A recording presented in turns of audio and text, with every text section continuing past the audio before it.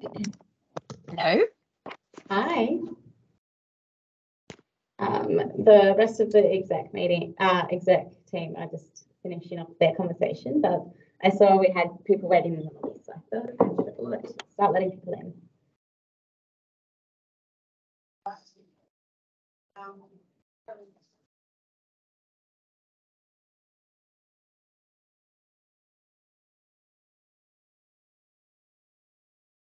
Hi again.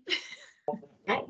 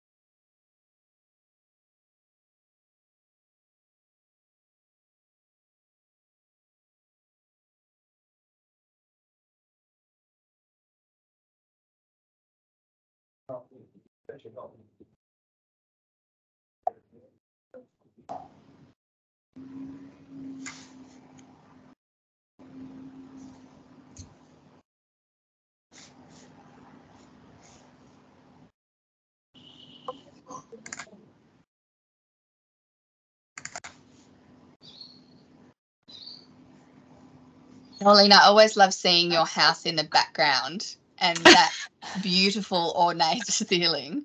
And I've got the sun. You probably can't see anything at the moment because I've got the morning sun coming in, which is rather lovely. It is like you've picked it up from the middle of, you know, France where you're holiday and you've dropped it in WA. Yeah, it's just a picture. If you look carefully, you might actually see the pictures on the wall.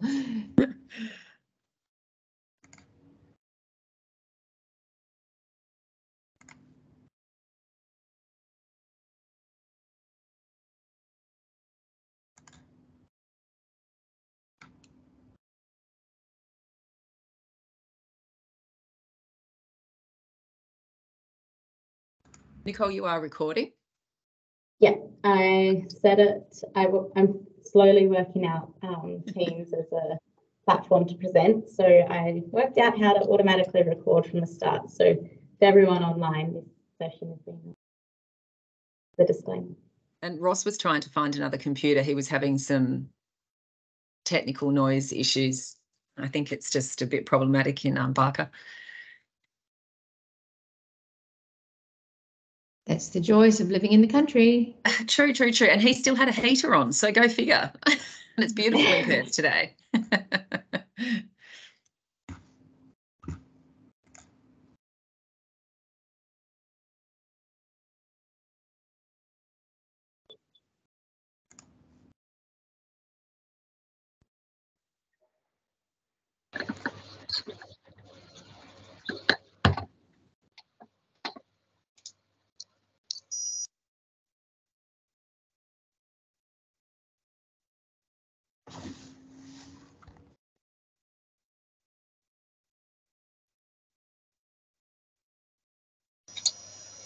Morning, everybody. We'll start soon. We'll just give people another minute or two. And I'm sorry, I believe my sound is rubbish, so I apologise in advance for that. Actually, that noise sounds like it might have gone, Ross. You're just a little fuzzy. Oh, maybe I hadn't had my second cup of coffee yet. Oh, I was about to say, I'm not referring to your facial hair. You're just fuzzy in general.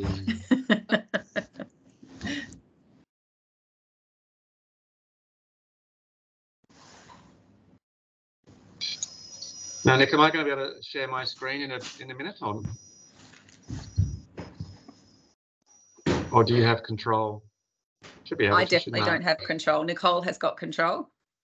I didn't put it on any restrictions on who can share, so you should be able to just share away. And your noise is just returned, Ross. Really? Yeah. Weird. It's like someone's got a whippersnipper going in the background. Honestly, there is no sound here at all. It's a school during school holidays. There is no one here apart from, you know, the office lady.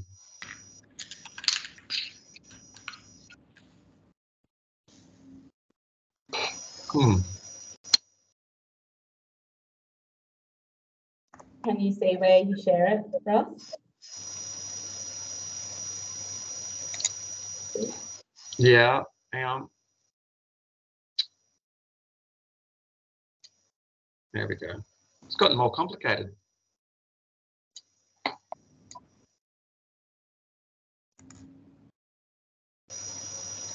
Morning, So this people. meeting- I'm actually on holiday. Morning. Thank you. Is it working? Can you see the PowerPoint? It is, but we can also see your side view. So you might want to put it on presentation mode, I think, Ross. Great. See, now I can't. I feel like they've changed Teams. I used to be able to see that what I could show, what I was sharing, but I can't see that for some reason. Anyway.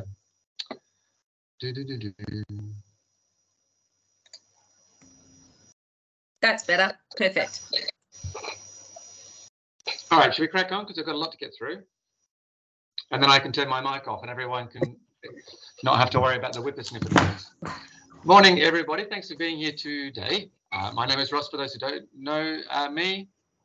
I'd like to begin that, actually should say not welcome, but acknowledgement of country. And I would like to acknowledge the Menang Noongar people, which is where I'm meeting from today, as well as the Whadjuk Noongar people for most others, I think. And for anybody else meeting from elsewhere, acknowledge and respect the continuing culture and contribution the Indigenous people have made to the life of this city, this town, wherever you are, and the whole region. Really quick plug to start with. This is the QR code. If you could take a moment right this very second to scan that into your phones. We are going to be monitoring those of you who are doing it and those of you who are not. And then some people won't be on the Christmas card list if they don't fill in the survey. It's really quick. Nicole took some time to organise this for us. Thank you very much. And it's going to give us some really good ideas of the sorts of questions that we can ask our panel for the 2nd of November networking event that we're having. So please, please, please do take the time. And we don't mind if you multitask and have a think about that while you're listening to today's presentations. Has everybody got it? Sally, you've got it? Olivia, Susanna, Michaela? I'm on the phone and I can't scan this whilst I'm on the phone. Is there another way of receiving it? You could take a picture of it maybe, and then you could do it later. And also it's, Nicole, we sent it on the other thing, didn't we? We sent it via email and we'll include it in our next communication as well. And I can put the link in the chat once so that'll take you to the same survey. Yeah, that's a good idea. Put it in the chat. Okay. That'll be nice. And then you can just do it at the end. Yeah, great. Thank you. Is anyone else having any issues around that? No? Great. Bing. Housekeeping. We haven't really, the last actual general meeting I think was the AGM. Technically we've only had speakers in the last 2 general meetings. So I don't really think there's any specific minutes to accept. Would you agree with that, Amanda? Are you happy with that, Nicole? Great. We do have some apologies from Jill and from Sue. Does anybody know of any other apologies? They're the only 2 that I have in my email. Bar was a last minute apology as well. Great. Thank you. You can add that. WAHPSA updates. Unfortunately, at the moment, the website is down. The major challenge for that is the cost of maintaining the website went up by half. And it was trucking along okay for a little while, but it does need maintenance. We've had an executive meeting this morning and we've come up with some really good solutions, I think. Certainly the website will be up and running again next week. And then we're going to look at some more medium-term solutions over the coming weeks, and we'll update you accordingly on those things. That QR code is in relation to our next networking event. Now, this event is not online. There will be no Teams link. You'll be invited to the Cancer Council seminar room from, I think we said 8. You know, I have written on at the end of the thing, but I haven't written at the start. 8 a.m. Now, to be very, very clear on this, there will be no breakfast. So if you're the kind of person that gets hangry like Nicole, it's really important you have a cup of coffee first and maybe a muffin and then come in. There'll be some really fun things happening for a couple of hours. We're looking, if you look at the survey, you'll get a sense that we're looking at how schools interact with different agencies. And we're going to pull some people from schools, principals, teachers, rural, city, metro, so that we can, as agencies, have a sense of how we can actually support schools without becoming a burden, get into schools and do all the different things. And also to get a sense of what do schools feel they need from us at the moment. So there'll be opportunities for questions, there'll be opportunities to speak, and there will also be opportunities to have a bit of a giggle and to meet other people in person, which is always a nice thing to do. So just to be really clear, there's going to be lots of amazing things. What there won't be is breakfast. There will be a morning tea. So there'll be like nice fruit and some muffins and things later, but no, don't come for breakfast. And of course, there'll always be tea and coffee served. Have I missed anything there? I don't think so. That covers it well enough. Great. Now, Roisin, did I say it right? Are you there? Yep, you said it right. Great. Is going to briefly just update about the GDHR symposium. Super quick. I'll handball to you and I'll turn myself off so you can hear her. Yeah, super quick. My name's Roisin. I work for the Relationships and Sexuality Education Project at Curtin. So we do a lot of work with teachers in school, upskilling them on how they can best deliver relationships and sexuality education. So from funding that we have from Department of Health, so we're funded by the FHBBV program at Department of Health. We run a biannual symposium. So it's basically bringing together all of the agencies that help support schools to deliver relationships and sexuality education, but also provide updates on research and different things that are going on within the space. And it's a full day event, fully catered. We have a sundowner. So if you are doing any school work in schools or have contacts in schools that want to kind of upskill in the delivery of relationships and sexuality education, particularly like consent and respectful relationships, we'd love it if you would be able to pass on the event. I've got some like social media tiles and the program that I can send through to Ross if you'd like. And then even if you would like to come and see what kind of offerings we have that you could perhaps promote or integrate with some of the things that you do in the schools, that would be really great. So I just wanted to kind of highlight what we were doing and see if we had any people interested or people who would just promote the event for us. It would be great. Thanks, Roisin. Are there any questions from anybody on the floor that they would like to clarify, ask at this point? No hands up. I can't see the chat. No, nothing in the chat. Great. All right. Well, thank you so much for that. And if you do have any questions, and yes, please do send through that stuff. That'd be great. And then if you like, I can just forward it to members so they've got it as well. Great. All right. So what the heck is going on in the world is sort of the very unapproved, informal theme that Amanda is probably less than thrilled about. But we're going to roll with it anyway. And because we thought that actually Australia's economic climate, as well as the world, is obviously changing at the moment. We're all aware of interest rates and inflation and all the things, and petrol going through the roof and whatnot. So that's sort of broadly the theme of the speakers today, to get a bit of a sense of that. Now, the first person speaking today is Megan. I'm sure that most people will know who Megan is. One of the things that is really interesting to me, particularly around this school, is the number of young people, both primary and secondary, that often end up in the deputy's office and we're feeding them. We're seeing that a lot. So I think canteens have a really important role to play in this. One really quick funny story, Megan, which I think is quite amusing, is the fact that we had one of the kids phone through to the canteen pretending to be his grandmother, that she was going to pay for the canteen food later that day, but she just didn't have her purse right with her at the moment because he was so hungry. He basically tried to fraudulently trick the canteen into giving him the food up front, which of course is slightly amusing, also really horrible when you think about why someone's having to feel the need to do that. So I'm going to hand over now to Megan, who's going to talk to us about their submission, the WAHPSA submission, and I will turn this horrible noise off. Everyone give a welcome to Megan. Thank you. Hi, everyone, and thanks, Ross. I'm going to share my screen. Hopefully that will come up.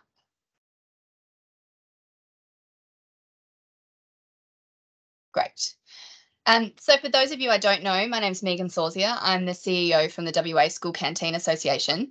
And today's presentation is somewhat about WAHPSA's submission that we did to contribute to the Hungry for Change report and the Joint Standing Committee, the Commissioner for Children and Young People's investigation, and partly about where school lunches are at now.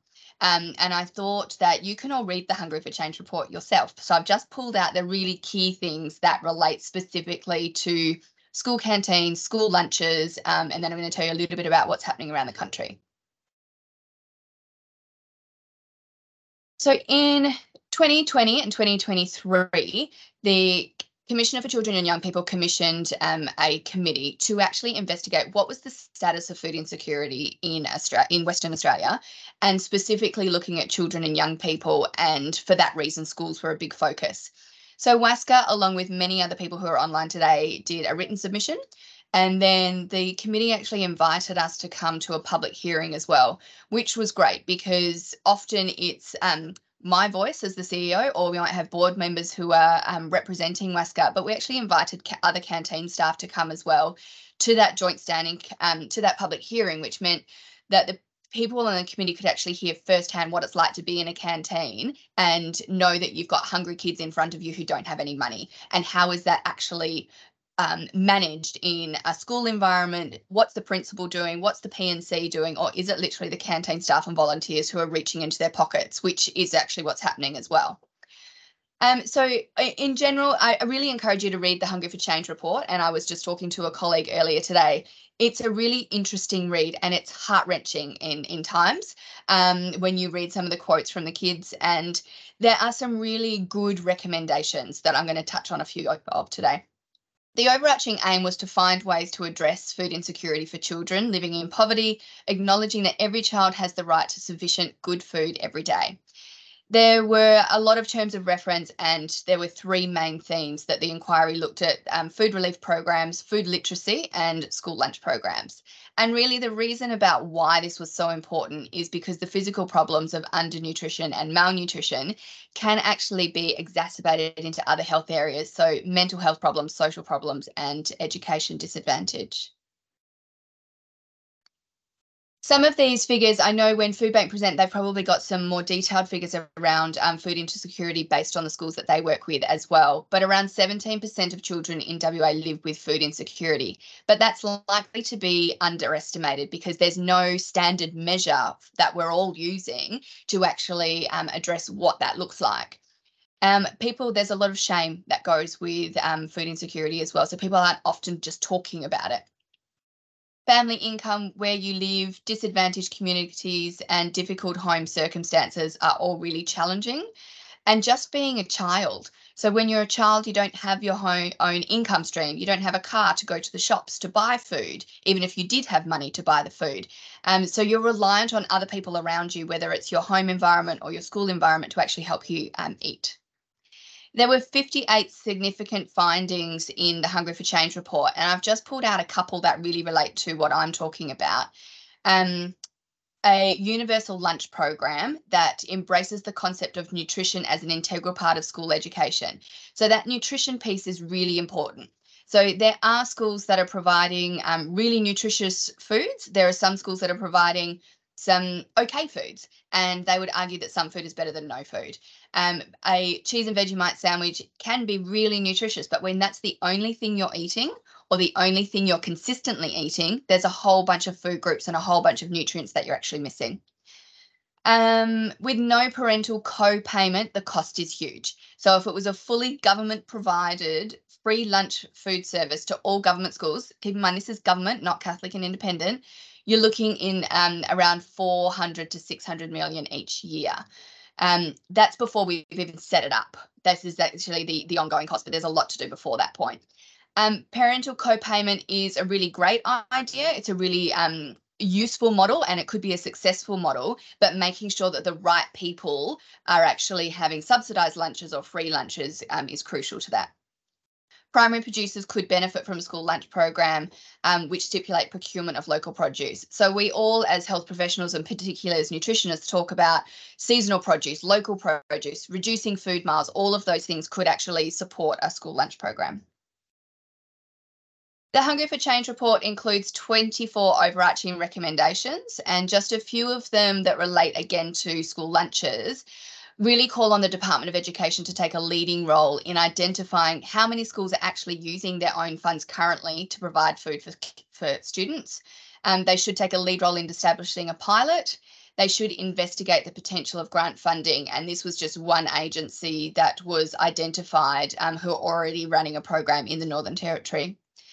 And on a much higher level, this needs system change. We need to investigate this at a much broader level than what individual schools are doing.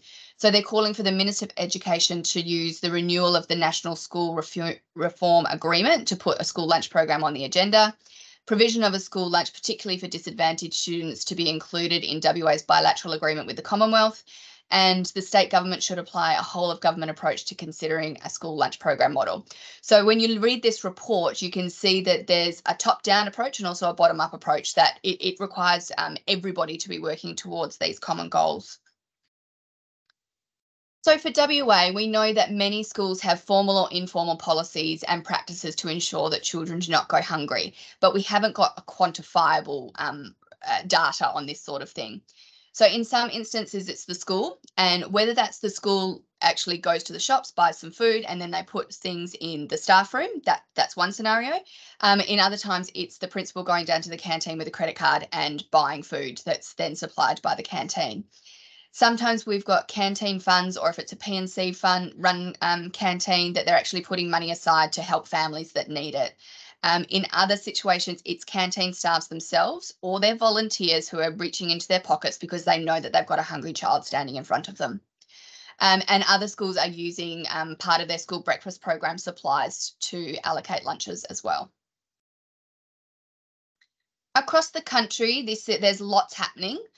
Lots of talk in lots of places, lots of investigating, and then there's a few states and territories that have moved forward in actually implementing programs. So in the Northern Territory, there's two main programs, and mind you, this doesn't service all schools, but there's 75 schools across the Northern Territory that are funded under the National Indigenous Australian Agency, and in Alice Springs, through the Australian Regional and Remote Community Services and Centrelink payments, they're servicing 8 schools.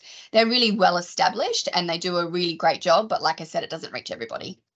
In Queensland, there's no formal government-led activities, but there are some individual schools doing some really good things. That's the same for New South Wales and Victoria. In the ACT, they've got some really great stuff happening next year. They're going to be launching a new pilot with 5 schools, and the details around that aren't clear at the moment because they're doing co-design with the schools that are selected to be part of that project. But at this stage, the government has committed 1.4 million to the project over a few years. South Australia, the Commissioner for Children, similar to WA, is really interested in school lunches and addressing food insecurity. There's a lot happening with Flinders University research. They've done a lot of things around parent perception. They've just, they're calling for people to be part of a new round of focus groups and trials in trying to get more information directly from parents at the moment.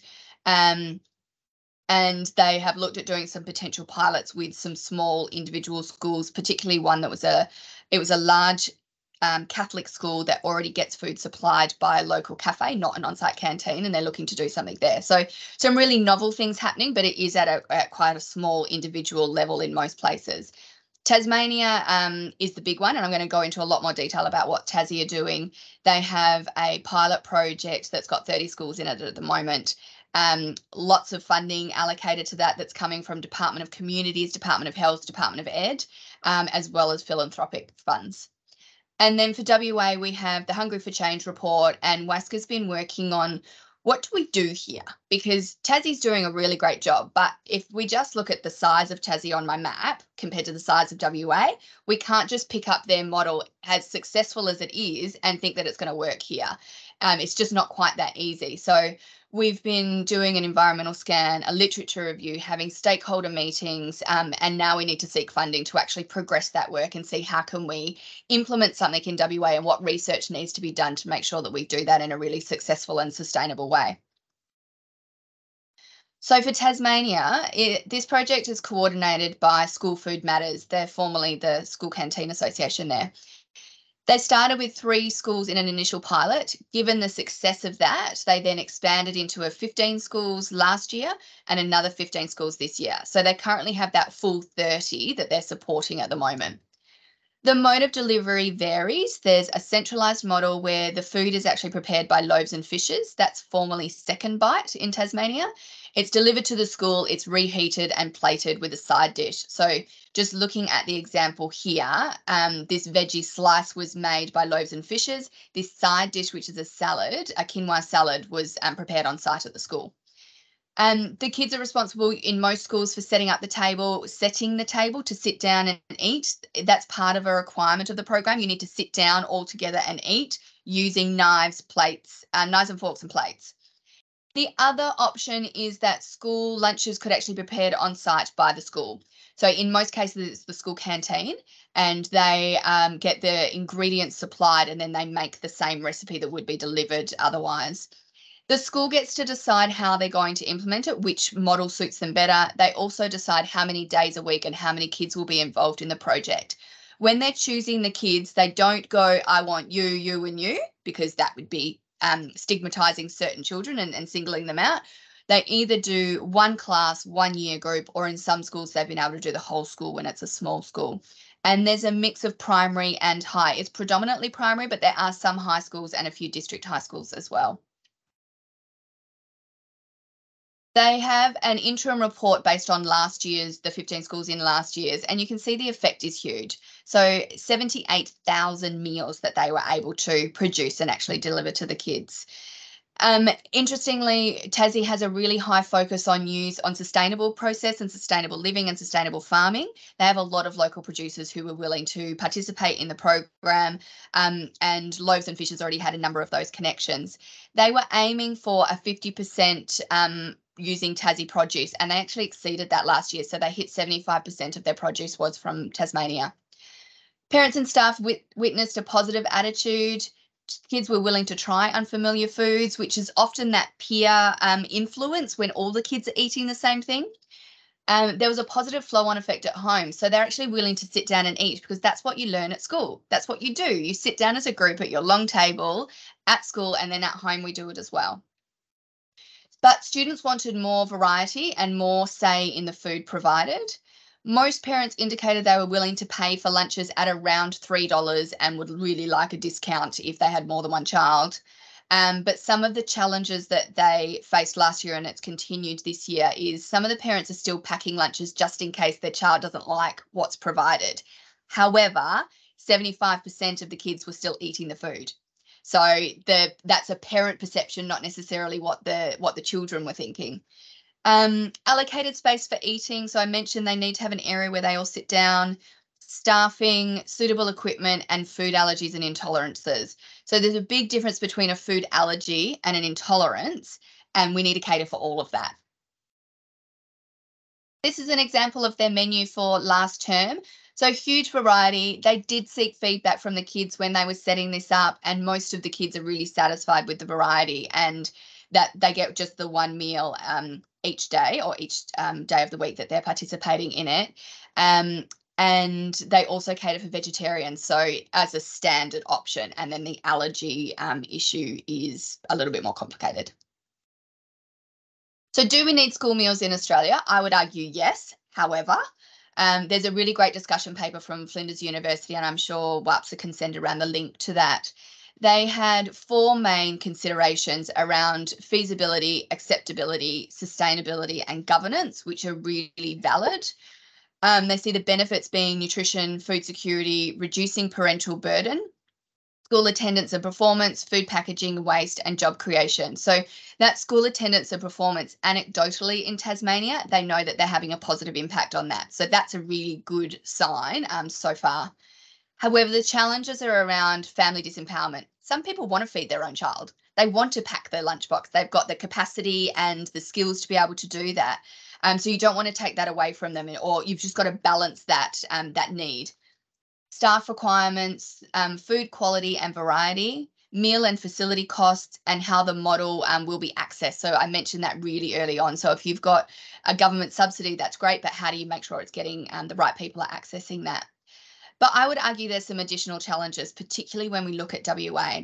So the size of our state I've mentioned, and I'm sure Food Bank are going to touch on this, just even getting non-perishable products around our state is a massive challenge, let alone what we would need to do for a school lunch project. Cultural diversity, we have a large Indigenous population in across our state, and they are doing lots of our remote community Catholic schools are doing cook-ups on site at school with local community women. So you also don't want to disempower them. Canteen and school facilities. Some of our canteens are amazing. They look like a commercial kitchen. They would have the facilities to be able to store ingredients and make food on site, heat it all the same time appropriately. Other canteens look like a kitchenette that you might have at home, where you just don't have the facilities or the capacity to be able to prepare that volume of food. Skill set of staff. So if we look just at canteen staff, you've got some really high skilled, amazing chefs almost.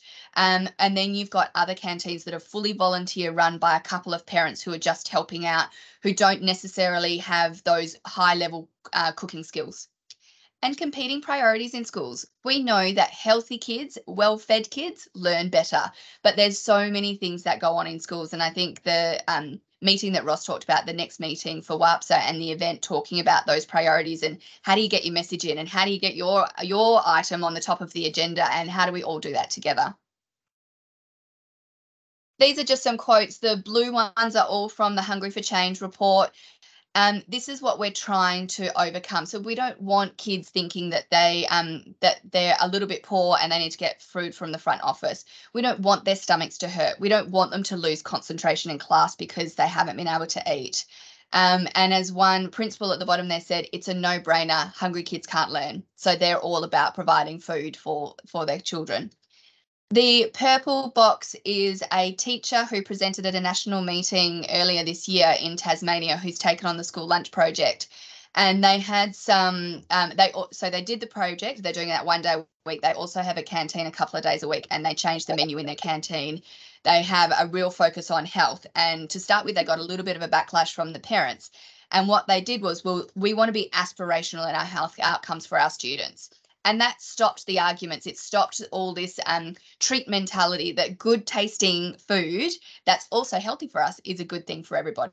I thought that was a really useful quote, that it's okay to be aspirational in what we want for our kids and our families.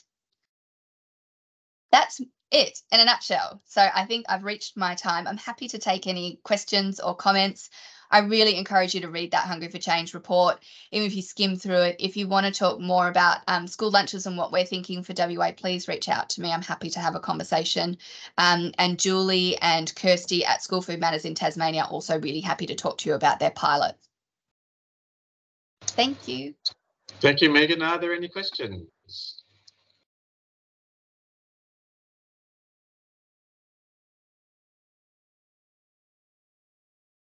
Amazing. For those of you that need it, I've just put the link to the report into the chat. Amanda, can you also put that Flinders University one in? Yep. And Megan, are you happy for us to share those PowerPoint? Yes, for sure. No problem. Great. When the website's up, we'll pop it up there as well. Thanks. Great.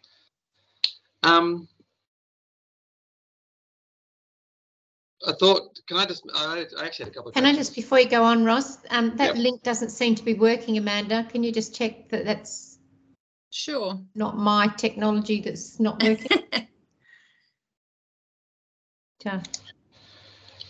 Megan, my question was around the Tasmanian model, which has got 1.87 million government funds, 200k philanthropic funds over 2 years. My worry is, of course, we saw that whole Jamie Oliver thing in the UK where the food production at schools have become commercialised and horrible. Budgets were cut, blah, blah, blah. And so actually the food was really problematic. So in terms of this Tasmania model seems great, but is it going to be, you know, are you getting the vibe from the WA government that there is going to be a commitment to funding this sort of thing, or is it going to be ultimately privatised and potentially, you know, become a double-edged sword in that way? Great question. And without dobbing anyone in or calling on anyone who's perhaps in this meeting, the Education Department, I can't imagine that there's 1.87 million sitting behind the couch to allocate to this type of project. However, there is high-level support for it and investigating it and researching it and seeing what we could do. And I absolutely take your point. It's a lot of money in Tasmania. And one of the things that they're doing at the moment, the report should be available maybe in March. They've actually hired or they've contracted an economist to cost this out on a much larger scale to support their whole state. And what does that look like? So I think that's almost the opposite of what I think needs to happen here. I think you almost need to do that at the same time as you're doing your pilot to make sure that you're tracking what would that investment actually look like to set it up and maintain it. And they're testing that model. So they talk to the parents in their 30 schools about, would you pay $3 or what would you pay? I think that's crucial to that as well for that sustainability. So it's not just the government constantly allocating huge sums of money towards it. But it's also not just education. So it's education and health and communities, and it's all the government players that would need to be supportive. Well, that was partly my other concern, because Fiona Stanley Hospital was built without any functional kitchens because all of the food was meant to be brought in from offsite. And having spent some time there recently, I'm not sure how successful that little experiment has been. I'd love there to be a survey on how much food from that hospital is actually thrown out rather than consumed by the patients or their families waiting with the patients within. It was extraordinarily disconcerting to see what was being fed to people you're trying to get healthy again, and then to learn that there was no infrastructure at all. And that was my other question, actually, which was, I think my understanding is that the Disability Royal Commission has recommended that we abolish over the next 25 years all special educational needs schools, in which case, could there be a situation where over the next 10, 15, 20 years, there's a real eye on the ball in terms of if we're going to have to transform the way all public schools cater for all needs, because that's going to be a really interesting economic barrier, I think, to successful education. It's very easy to group all your disabled people who need a therapy pool into one place, rather than, for example, to have that same level of accessibility at lots of different schools around the state in terms of inclusion. And so that neatly folds into what you're trying to achieve here with food in a way, I feel. Is that have you? Yeah, absolutely. And when you talk school infrastructure, that the Department of Education has, I'm sure it's a much more technical term than this, but they have a ranking system. So when a school puts forward a proposal that they want something built or something changed, then it gets reviewed based on that system, and then they ranked accordingly. And the higher need schools are ranked higher for good reason. But what you're talking about is some of those higher need schools are just going to overtake everybody, because if you've now got no special needs school and all your schools need to increase infrastructure to support those kids, other things are going to go down the list, which I can't imagine that developing refitting a canteen to support this, that's probably going to be lower on the list, even though what we know in the effect of not eating or not eating good food is quite astounding. Well, for me, I agree with that. That could be the reality. But what I'm hoping is that actually, if they have to look at infrastructure, as they might consider, what we don't want is a situation like you said before, for the most part, I think, where food can't be prepared on schools, because that lends itself then to externalizing where the food is prepared, and that straight away seems to have an impact from what I've seen on the quality. But I appreciate sometimes it's the lesser of evils as well, depending on the environment. It's a very interesting space, very cool. Sorry, I've gone off on a tangent. Sorry, one other point though, with Tassie, so the schools got to choose whether they went to the centralised kitchen model or whether they made the food on site. And then part of the agreement when schools signed up was they got a certain amount of money that they could allocate to buying some equipment, and it was up to about $8,000 per school. So that was actually to transition those schools that needed it from the centralised model into actually making it on site at school. So they are increasing the number of schools doing it on site, which I think is a really positive thing, but it requires that investment of infrastructure. Amazing. Thank you so much, Megan. That's really interesting. And thank you so much for sharing. I understand you need to run off now, so we'll let you go. Thank Pleasure. you very much for being here. Thanks. Bye, everyone. And now we'll move on to, can people see the thing? Oh, we're done with the questions. Great. Can you see the PowerPoint? All right, Laura. Yep, great. Megan referred to the fact that Food Bank would also be speaking today. So I'm going to invite now Laura. I'm going to stop talking and just hand straight over to Laura so that we can get through all the people in the time that we've got. Hi, can everyone hear me all right? Perfectly well, thank you. Beautiful. I am coming to you from the land of the Martu people out in Wiluna, out in the Goldfields area. I'm actually on a fieldwork trip out here doing a school holiday program, so my connection may be a bit variable, so bear with me. Just give me a shout if I cut out or if any of the slides don't load or anything of that sort.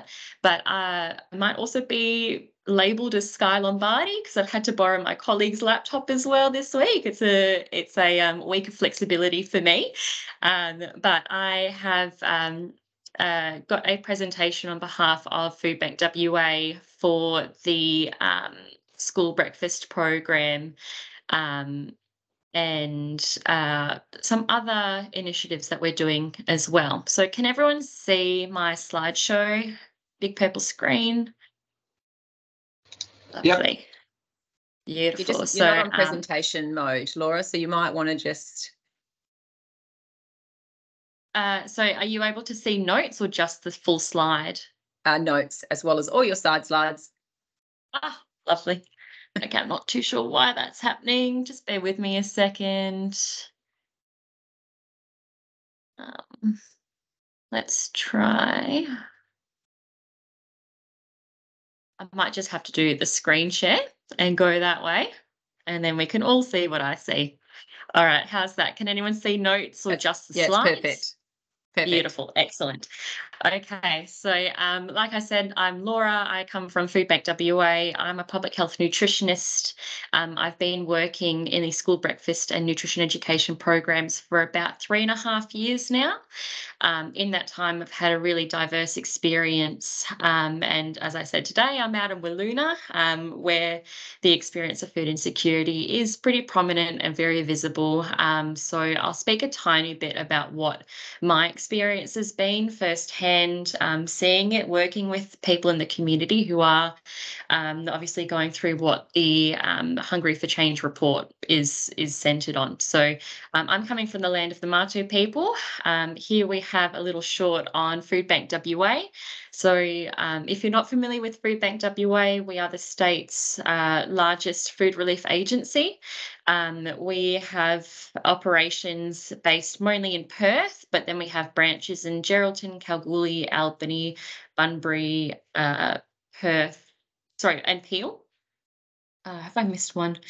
And we also have a network of mobile food vans as well. So in that way, that's how we operate. We are the connection between the food producers and manufacturers and donors and the people in need. So we provide almost 7.8 million meals each year to those who are doing it tough.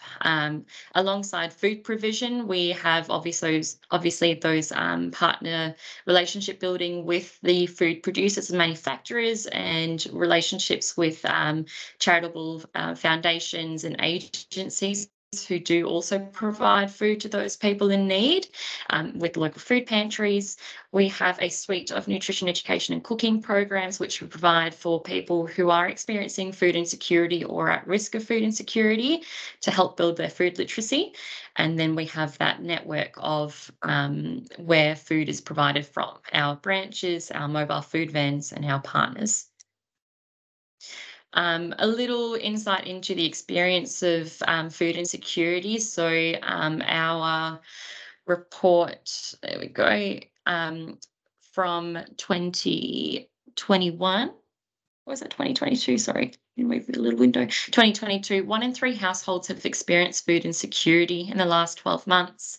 21% have experienced severe food insecurity. 60% of those households experiencing food insecurity, people haven't eaten for a whole day because there wasn't enough money to purchase food. And nearly a third of households with children have experienced severe food insecurity. So when a household has to spend more than 25% of their disposable income on food, that is sort of a risk for food insecurity. And as we know, the cost of living has been increasing. The Hungry for Change report, the news pretty much every night is talking about how the experience of the cost of living is increasing, and everything's just becoming more out of reach for a lot of people, especially for the people most vulnerable. So many reasons why people go hungry. We have the cost of living, as I've touched on. There are health issues, natural disasters, pandemics, unexpected bills, loss of employment, mental health, or family events. In the 2022 hunger report that Foodbank put out, 59% of the people who are accessing food relief were employed. So it's not a matter of they can't earn money. It's they're not earning enough money to go and purchase food via the conventional supermarkets, and they're coming to Foodbank or other food relief agencies for assistance. The energy cost has increased, or energy cost in households has increased for about 42% of our food insecure households. And then as rent or mortgage repayments and interest rates rise, we see, we project there's going to be more people accessing food relief. A quick little tidbit is that in 2020, July 2020, so that was during the pandemic, or the height of that pandemic, we had an average of 220 households accessing food relief. But by the end of 2022, it was a regular occurrence to see about 700 households accessing food relief. So the jump is just, it's insane. And obviously the effects of food relief are by and large negative. So we've got some physical impacts and consequences, some psychosocial as well. The health effects are displayed here. So we've got our mental, physical, emotional health as well.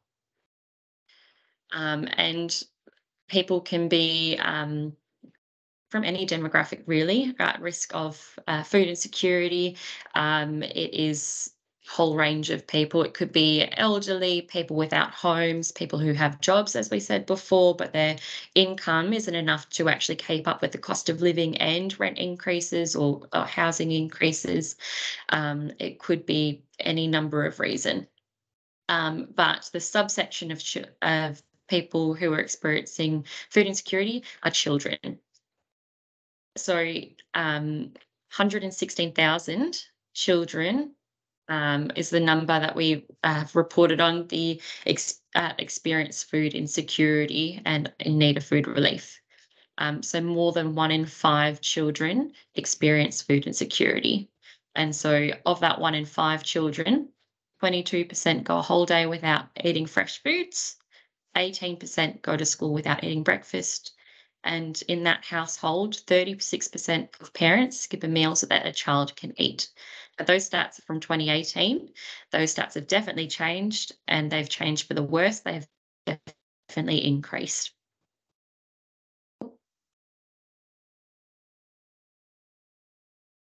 So this is our mission. We want to end hunger in WA.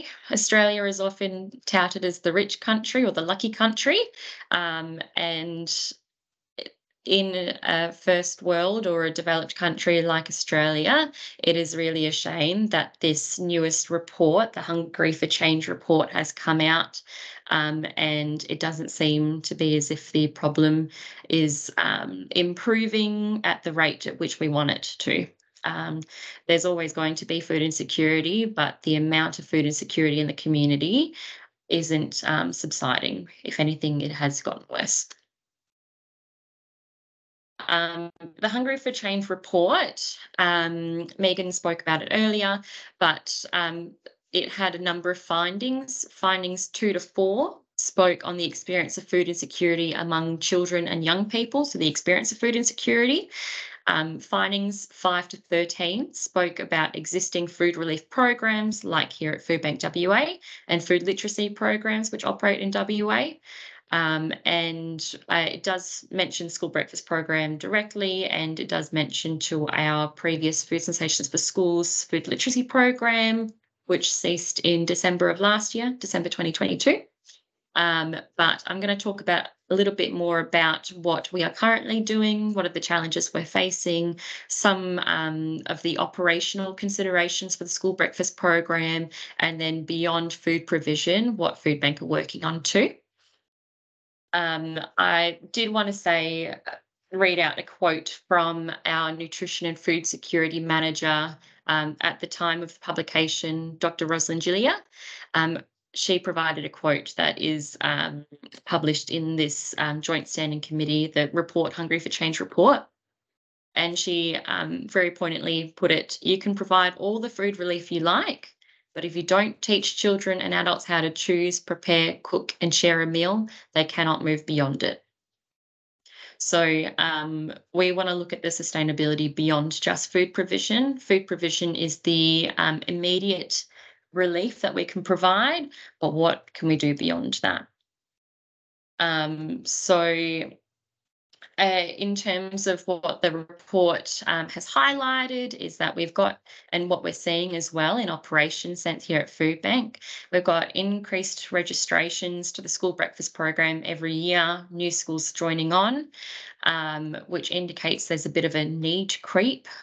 Schools who'd never been part of our program before, we renew or re-register or invite schools to register each calendar year, and every calendar year that number is growing.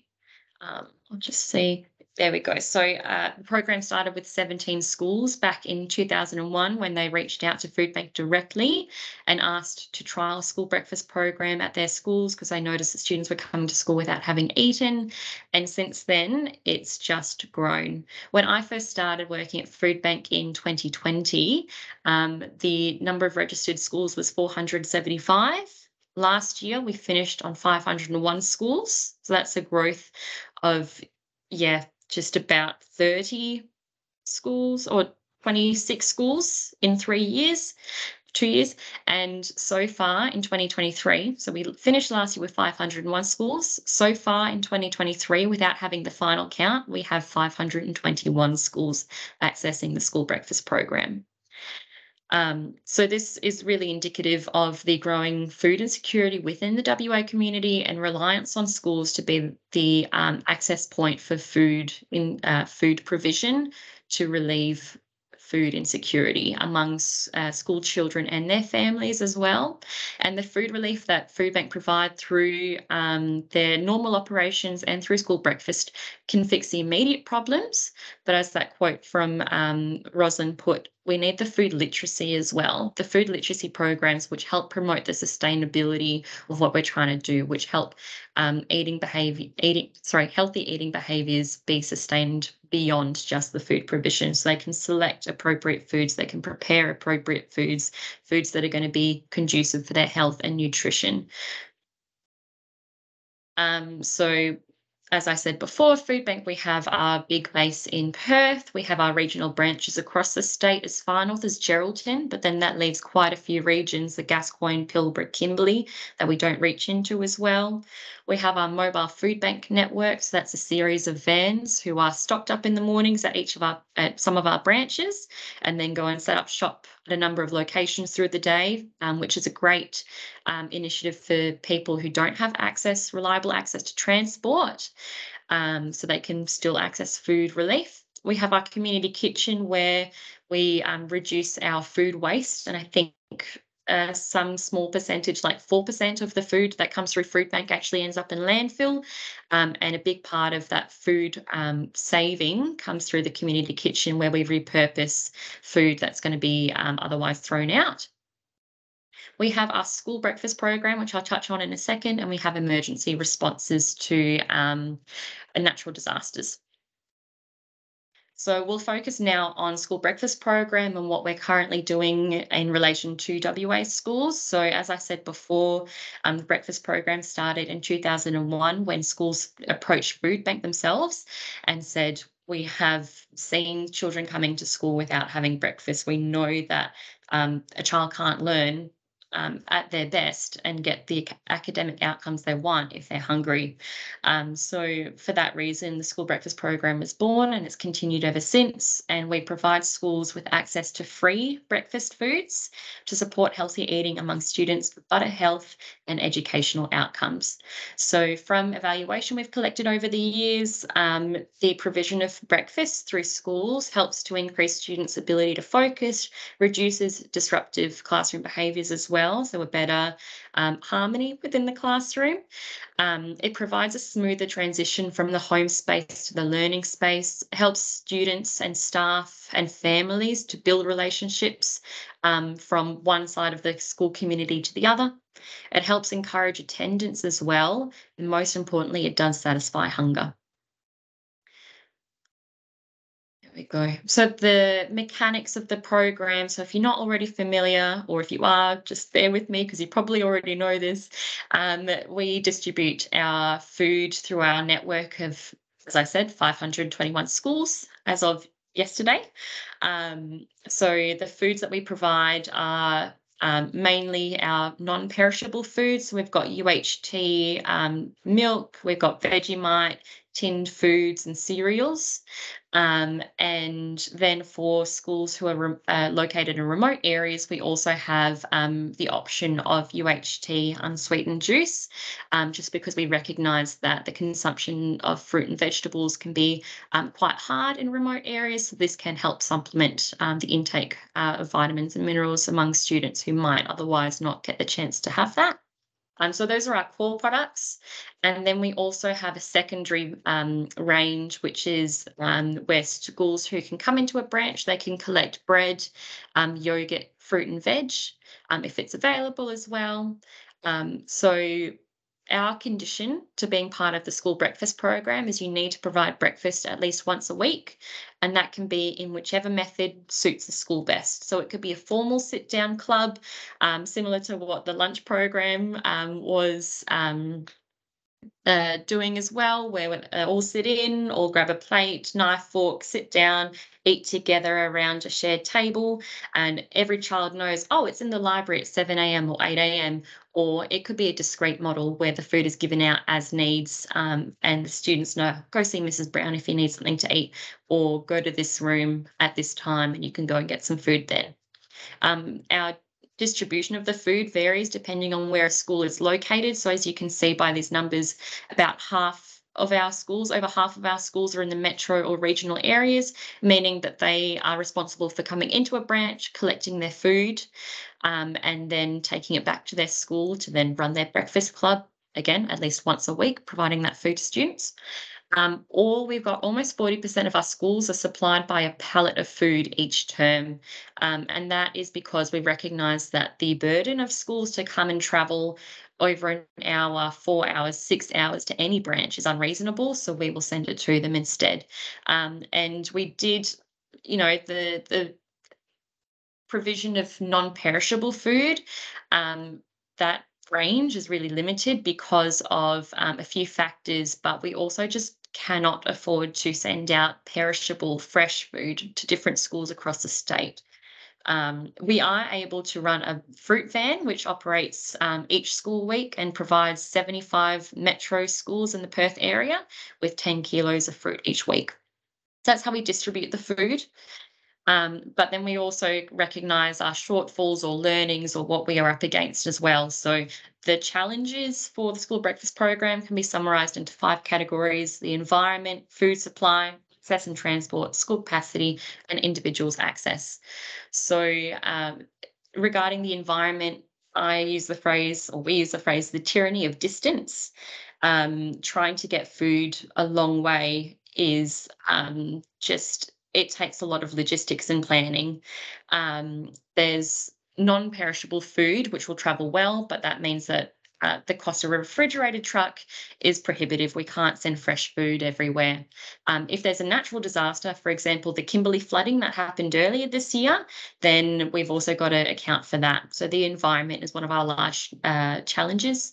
Food supply can be another one. So I don't know if you remember earlier or somewhere in last year, the Trans-Australian Railway network was affected by flooding, which meant that we couldn't get products from the eastern states, like manufactured products like our tinned foods, became short supply. So that affected us as well. COVID panic buying meant that there was a higher demand and less available or more competitive or less competitive pricing. So that's something that we have to contend with too. Access relates to transport costs for us, and then accessibility of our branches for the schools who have the burden of having to come into a branch.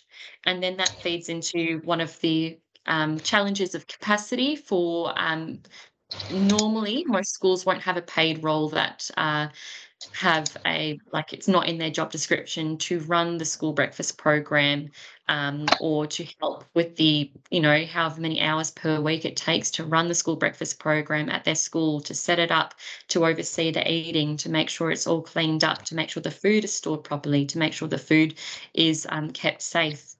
And then the final challenge is to do with access from the individual's perspective. There's a lot of shame and stigma around food relief, and there may be a lack of knowledge of if it's operating in a school, and there might be some resistance from the some members of staff or the families themselves, reluctance to access food relief, even if they need it. Laura, So sorry to interrupt. Yeah. Just looking at time here, just at the minute. Have you got long to go? Because I'm wondering whether or not Dr. Hancock, are you there? Are you having to rush off? Where are we all at? I'm still here and still have time, but I'm not sure about everybody else. Okay, great. And Laura, how have you got long to go, do you think? I've got 3 slides and I can whip through them nice and quick. What we'll do is we'll whip through those 3 slides. We won't have any questions. We'll go straight on to Dr. Hancock from the Smith family. If that's okay, Kirsten, I'll just let you literally segue straight into that. We are recording this, so if anyone else does need to jump off at 10:30, just jump off and the recording will be available for everybody later. Is that okay with you, Kirsten? Sure. Okay, great. Thanks. Beautiful. All right, we'll whip through the last little bit. So as I said, we have the school breakfast program, we have education programs, and we recognise the need for food literacy as well as being part of the solution for food insecurity. So Food Bank have had and currently run a range of nutrition education and cooking programs that aim to increase knowledge and change attitudes and build confidence and skills by hands-on cooking. We have rebranded as well, so they now will fall under the banner of NOM. NOM is Tasty Learning for Life. NOM is what I'm doing here in Wiluna at the moment, so I'm actually running a school holiday program. This is my 3rd time out to Wiluna, and I've seen some kids in October of last year, April of this year, October now again of this year, and it really speaks to the role of food literacy programs because the children have increased their skills. They're proud to show what they've learnt. They've made some changes which have been sustained as well. They've got the school breakfast program running at their school here in Wiluna, and they've made some other changes within their own control to have better health outcomes as well, which I just think speaks to the experience of living remotely, being subject to food insecurity, but having the resources to sort of pull out as well. Finally, the last little slide is about NOM. If you do want to check it out, that's our food literacy programs now. As always, we've got our Superhero Foods resources available at Superhero Foods HQ. And that is the end of my presentation. And thank you so much for your patience. I think we're going to skip questions from me, but if anyone does have any, send it through in the chat. Thank you so much for your time. And I think it's Kirsten now presenting. It is, and we do have questions at the end. If you can hang about, that'd be great. But Kirsten, off you go. Thank you. Great. Again, please just bear with me while I figure out how to share my screen. This presentation is not coming up. Hang on. You'd think after however many years we've figured this out by now. I swear they change it all the time just to make our lives difficult. I'm sure that's There what's it happening. is. If I didn't have 800 windows open, I think that would be a bit easier. Okay. Is that coming up? Is that speaker mode? No? No, that's, well, we can see all the things, but How about now? perfect. That's it. Okay, so sorry about that. So hello everybody, I'm from the Smith family, and I'll whiz through very, very quickly about what that is in case people aren't familiar, but basically similar to what we just said, we've got a Learning for Life program as well, and this supports over 60,000 students across the country with some financial support in terms of a scholarship payment, some personal support from what we call a family partnership coordinator, and that's about working with families to help students with their education, and that might also include some soft referrals to other services for things that are affecting the family that then affect education. And we also offer a range of practical supports through programs that are delivered in our partner schools. There's also a fourth piece that we focus on quite a lot, and that's digital inclusion, and that's all about providing laptops and data and devices to families as well. So just as a quick snapshot of what our students and families look like. So as I said, it's over 62,000 students nationally. We're aiming to grow that every year, not just because we want to grow, but because there is an unmet need for support. So they're all low-income families, about 25% are from Aboriginal or Torres Strait Islander backgrounds, although that varies a lot in the communities that we're working in. Around 1 in 3 students will have a health or disability issue, and we've got similar proportions among parents and carers. So when we're talking about links between health, mental health, education, this is one of those clear links in there. 70% of our parents are not in the labour force or they're unemployed. Our students are more disadvantaged than the peers in the disadvantaged schools that they're attending, and 14% don't have digital access at home. I've missed one point there, that about half of our students are in sole parent families as well, which is important to note because the pieces I talk about later relate to that in terms of just the difficulties when you've got a sole parent, a sole income. I think the important thing I want to note too is that the way we operate is in partnership with schools across the country. So this is our main referral point for students to come onto the Learning for Life scholarship, but also for our program delivery and ensuring that we're located within communities and within schools. So in terms of the cost of living and the pieces that we were talking about today, I won't reiterate the things that we've already heard. We've heard a lot about this, but in terms of school and the sorts of things that we're seeing at the Smith family and just through other pieces of work we're doing, there's been 2 big impacts of this, and that is that families who are already struggling are finding it harder to afford essentials. But there's also a new cohort of families, children, communities who are experiencing financial pressures who haven't before. So it's like the whole distribution has shifted. What this means for school is that these increased costs have forced families to move to more affordable areas, which brings, again, further costs for relocation. If they haven't moved, they either might need to move school if they have moved, or they'll stay in the same school but live further away. And then that adds transport challenges. And when everything is more expensive, it's much harder to find money for those essentials, for transport, services, all sorts of things. You might have had to move further away from a doctor who bulk bills, and then can you afford the doctor fee after that? So families end up making very hard decisions about where they spend their money. So we know that moving schools is disruptive for students' education and social wellbeing. Again, I've just said that families need to make decisions about maybe whether they're sending students to school or putting fuel in the car for the week. And it might be they need fuel in the car because that's how they get to work to get some money. So I've included some graphs on the right. These are just two different school attendance metrics over the last 7-8 years or so. Before we got to COVID, so between 2015 and 2019, we were already looking at the increase in absence rates. So from 8.8% in 2015 to 10% in 2019 doesn't look like a lot, but at a population level, that affects a lot of students and it's a lot of extra missed days. Then COVID hits, we have a weird period of stuff going on, but 2022 was really, really bad for school attendance, and that's increased to 15% for for secondary students.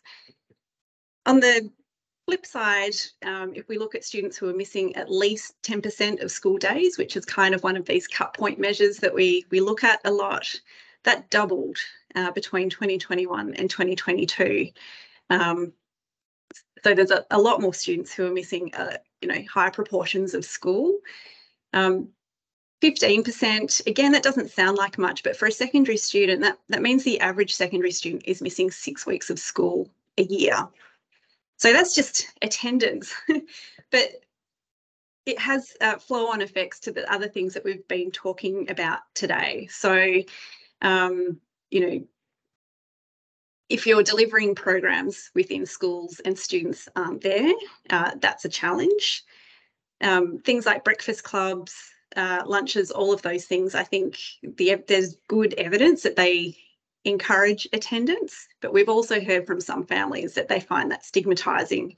And if they don't have food, they're making a choice between, do I show up and get lunch and feel embarrassed about it, or do I stay home and have something that's potentially low quality but still cheap? So lots of decisions going on there. The other point I just want to make too is the increase in absence that we've been seeing. This isn't just cost of living. There are a lot of things going on here. The number one cause of, or the most common cause of not attending school is illness. And then if you don't have good nutrition, access to health services, all of these things, then attendance at school will be affected, and that has downstream effects as well on engagement, achievement outcomes, and so on. So Australia is not the only place to be experiencing these things. So there was a report that just came out last month from a consultancy organisation in England. They've seen very similar rates of absenteeism increases, and these are just a couple of quotes from their report where families have really struggled financially. And again, it's that decision making about, what do I do today? Do I find the money for the bus fare, or do I just stay at home and save a few pounds? So just to wrap up some of those key comments, so poverty can have profound and enduring effects on health, mental health and education, and these things are all linked together. If you're healthy, you'll attend more. If you attend school, that might be supportive of student wellbeing and mental health. It's been a consistent feature of the Australian policy landscape for a really, really long time. But the recent cost of living increases have brought this into sharper focus. As I said, it's having deeper impacts, but also affecting a broader segment of the community. And the irony of this, of course, is that education is a key pathway out of poverty, yet it's so difficult for so many students experiencing poverty to realise that opportunity because of all the things that get in the way, whether that's health, transport, mental health, food insecurity, all of those sorts of things. So that's a very quick discussion of what that was all about. Stop sharing now. Amazing. Thank you very much, Kirsten. Are there any questions for, I think Laura, sorry, Sky had to go. Is that right? Sorry, Laura had to go, my bad, sorry. So really just questions, I think, for Kirsten at this stage.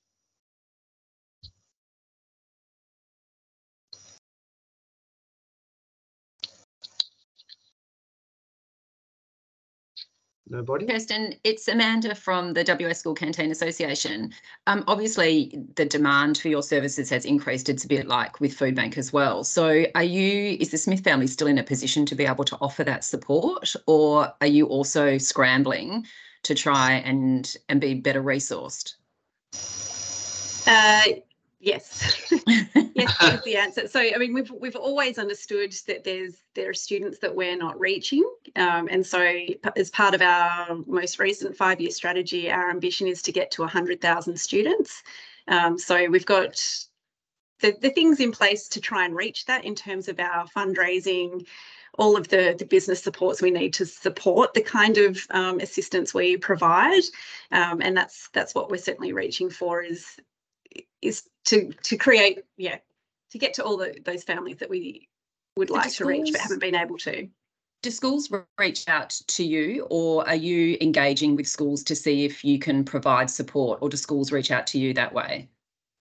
So the schools that we work with, we have a formal memorandum of understanding. It's a partnership agreement of this is what we will do for you, but also this is what we expect from the school. And that's around recruitment and referrals. So for students who do need more support, that will come from the school. Of course, students move. If they move out of that school, they will stay on the scholarship. That's fine.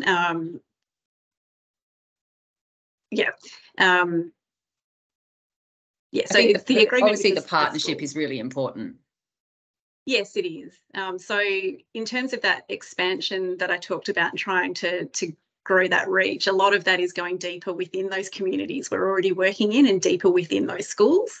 Lots of waiting lists that we have there, but also, broadening to other communities who might not have had need in the past that do now.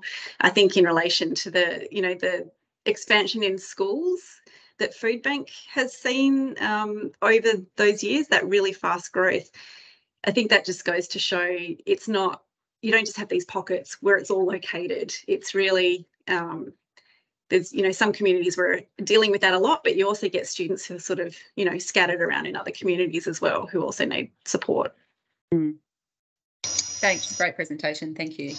Just following up on that sort of comment, both with Food Bank and with your presentation, Kirsten, I flicked off in the background to my deputy heads. Do we have any, are we getting the food, the breakfast program from Food Bank? Have we got any kids currently on the scholarship program with the Smith family? Because as a teacher in the school, I have no idea. And I'm quite involved. And it hadn't crossed my mind to make inquiries about those things, or whether or not those inquiries have been done at a higher level and already are in effect. I actually don't know. That's that kind of question that Amanda was saying. Are you so busy that the schools that are onto it are keeping you so busy that schools that aren't onto it just aren't onto it? Or is there a proactive, consistent approach to try and get into schools? You know what I mean? Like, is it a resourcing issue how come I don't know about it, for example, as a person in a school? Is that on me completely, or is there more to it than that, do you think? I think that really varies from school to school. So in some schools, they're really good. They've got the system set up. They know who to go to. Staff are aware. In others, they're not. It really just depends on the school. In terms of the links with Food Bank, so I think as an organisation, our family partnership coordinators would have visibility of, in this school, there's also a breakfast club, and would be encouraging students to attend that as well. There's kind of that community aspect as well of trying to work together. And does that work through things like, would your normal point of contact be a deputy or a school nurse, or it varies from school to school again? All of the above. Yeah, it does vary. I think those conversations about the MOUs, that's usually at the principal or deputy level, and then they might delegate to someone else in the school, like a student wellbeing officer or something like that, to be the main point of contact for that liaison. Great, thank you so much. Are there any other questions or comments?